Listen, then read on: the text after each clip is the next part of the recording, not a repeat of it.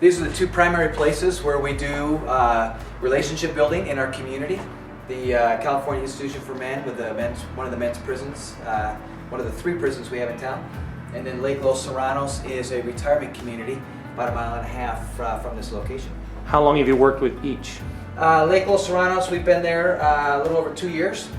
We started off by doing free car washes on their site. Now we go and we do breakfasts and Veterans Day dinners and service in their homes, handyman projects, etc. And about a little over a year, about 1.5 years I guess now, at CIM, where we started by handing out over 2,000 employees. We handed them cookies, home-baked chocolate chip cookies. The church and school pulled off about 12,000 home-baked cookies in a span of about 10 days. How has reFocusing changed the DNA of the congregation? This is now normal. Our involvement in the community is now normalized. My name is Mark Hargrove. I'm a correctional lieutenant. I work at the California Institution for Men in Chino, California. I remember one day, however it came to be, that I got a call or an email or something to the effect in my position, and something to the effect of, you know, we're a local church and we'd like to have the opportunity to come into the institution and just give to the institution, the staff there, and somehow show an appreciation.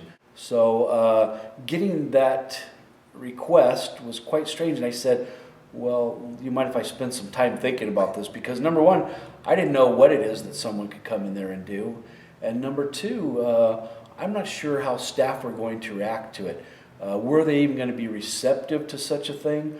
Or correctional workers, especially correctional officers, are suspicious in nature in the first place. So anybody coming in, there must be something that they want from, because you've come quite a few times now. So I think the first time was that the baking of all the cookies. So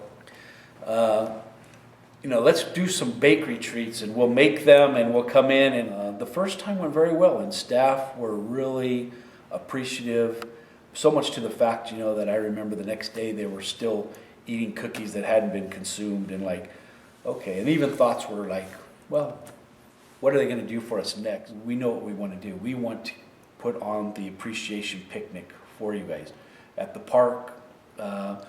We had a softball tournament between facilities. The church said, we want to do everything and put it together for you. You get everything together. We would go find the food. We would get the tournaments together. And New Hope says, well, we'll do all that this year. There's stress associated with that.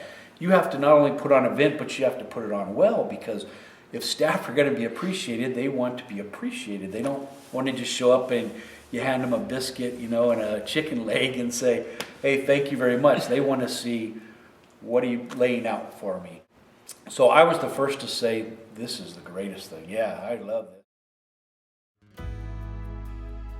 We also gave surveys, and the surveys were to hear from the staff, the correctional officers, the kinds of workshops that would be most beneficial in this transition time that Lieutenant Hargrove has been talking about. And overwhelmingly, they have asked if we would come in and do a stress management workshop.